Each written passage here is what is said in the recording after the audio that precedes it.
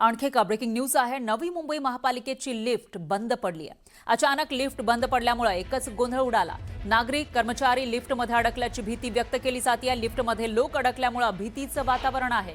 आताची सगळ्यात मोठी आणि महत्त्वाची बातमी, नवी मुंबई महापालिकेची ही लिफ्ट आहे जी बंद पडल्याची माहिती समोर येते आहे। अचानक ही लिफ्ट बंद पडल्यामुळे एकच गोंधळ निर्माण झालेला आहे आणि मुख्य म्हणजे या लिफ्टमध्ये काही कर्मचारी अडकल्याची भीती सुद्धा व्यक्त केली जाते। नागरिक जे कामासाठी महापालिकेमध्ये जात असतात तेही अडकल्याची भीती व्यक्त केली जाते आणि त्यानंतर आता ही लिफ्ट उघडण्याचं काम सुरू करण्यात आलं आहे, पण ती मध्येच अडकल्याचं दिसतंय।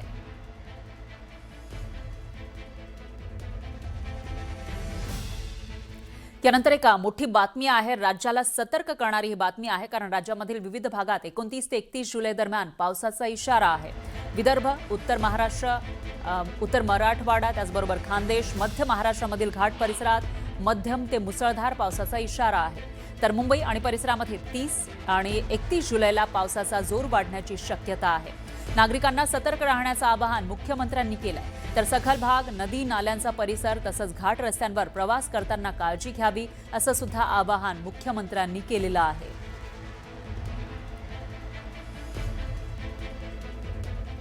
दरम्यान सिंधुदुर्ग जिल्ह्यामध्ये गेल्या 2 दिवसांपासून मुसळधार पाऊस कोसळतोय। कणकवली, कुडाळ, सावंतवाडी, मालवण, देवगड, वैभववाडी, दोडामार्ग आणि वेंगुर्ला तालुक्यात जोरदार पाऊस बरसला।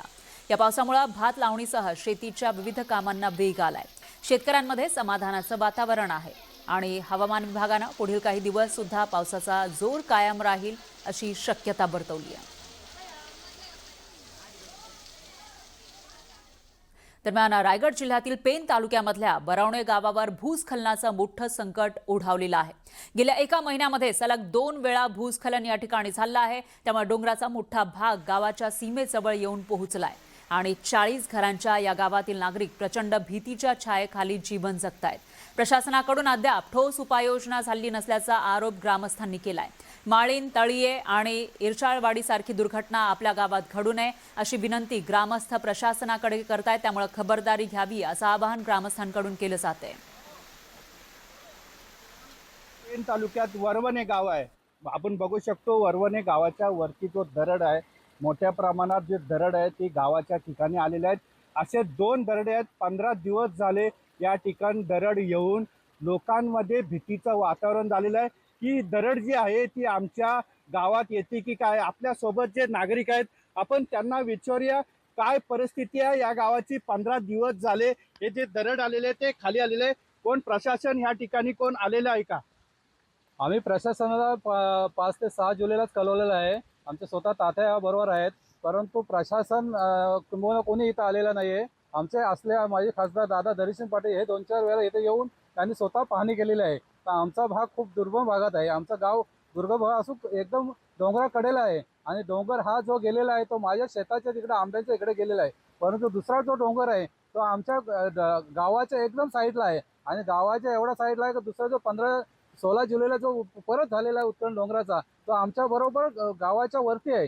त्यामुळे तो डोंगर आला तर पूर्णपणे आमचं मालीन गाव झाल्याशिवाय राहणार नाही। त्यामुळे प्रशासनाला आम्ही विनंती करतो की प्रशासनाने येऊन आमचं नियोजन करावं, पुनर्वसन करावं असं आम्ही त्यांना सांगू इच्छितो। या वरवणे गावात किती घरं आहेत आणि काय भीती आहे? या वरवणे गावामध्ये 45 घरं आहेत। या डोंगराची भीती आहे, डोंगर हा रात्रीला कधी येईल ह्याचं सांगता येणार नाही। त्याच्यामुळे आम्ही एक वरवणे गावातले लोक सर्व घाबरत आहेत। मला सांगा, या ठिकाणी एक खासदाराचं गाव आहे, या ठिकाणी खासदार आले होते, प्रशासन आलं होतं, कलेक्टर आले होते? खासदार आले होते, खासदार आले होते आणि प्रशासन पण हे आपले ग्रामसेवक आणि तलाठी वगैरे आले होते। या ठिकाणी भीती वाटते रात्री? हो, खूपच भीती वाटते। समोर हा डोंगर गाव बाजूचा गेलाय, पण जो गावाच्या वरचा डोंगर आहे त्याला खूप मोठा धोका आहे। त्यामुळे लवकर पुनर्वसनाची तयारी करावी। खरंच नागरिकांमध्ये भीतीचं वातावरण, एवढं दरड जे आलेलं आहे, 15 दिवस उलटून गेले पण या ठिकाणी प्रशासन पोचत नाही। लवकरात लवकर लोकांची समस्या मांडले पाहिजेत, कलेक्टरांनी सरकारने मांडले पाहिजेत असं या नागरिकांची म्हणणं आहे। मोहन जाधव, न्यूज 18 मराठी, रायगड। यानंतर बातमी आहे राजकीय वर्तुळातली। दोन्ही राष्ट्रवादी काँग्रेस एकत्र येणार असल्याच्या चर्चा आहेत आणि पत्रकारांच्या याच प्रश्नाला काहीही संबंध नाही असं थेट उत्तर शरद पवारांनी दिलंय। विलिनीकरणाच्या चर्चा त्यांनी पुन्हा एकदा फेटाळून लावल्या। पण गेल्या काही महिन्यांपासून थंड बस्त्यात पडलेला राष्ट्रवादीच्या विलिनीकरणाचा विषय पुन्हा एकदा चर्चेत आला आहे, तो गेल्या काही दिवसातल्या भेटीगाठींमुळे। 22 जुलैला विद्यार्थी आंदोलनाच्या पार्श्वभूमीवर स्वतः शरद पवारांनी पंतप्रधान मोदींची भेट घेतलेली होती। त्यानंतर दुसऱ्या दिवशी शरद पवारांची पार्थ पवार आणि प्रफुल्ल पटेल यांनी भेट घेतल्याची माहिती आहे आणि यानंतर 27 जुलैला एकाच दिवसात आधी सुनील तटकरे आणि त्यांच्या पाठोपाठ सुप्रिया सुळे तसंच बजरंग सोनवणे यांनी केंद्रीय गृहमंत्री अमित शहांची भेट घेतली। दोन्ही राष्ट्रवादीच्या नेत्यांनी शहांची भेट घेतल्यामुळे विलिनीकरणाच्या चर्चा राजकीय वर्तुळात सुरू झाल्यात, पण शरद पवारांनी मात्र या चर्चा फेटाळून लावल्या। तर दोन्ही राष्ट्रवादी एकत्र येण्यासंदर्भात पुन्हा एकदा चर्चा घडू लागलेल्या आहेत। त्या संदर्भात काय?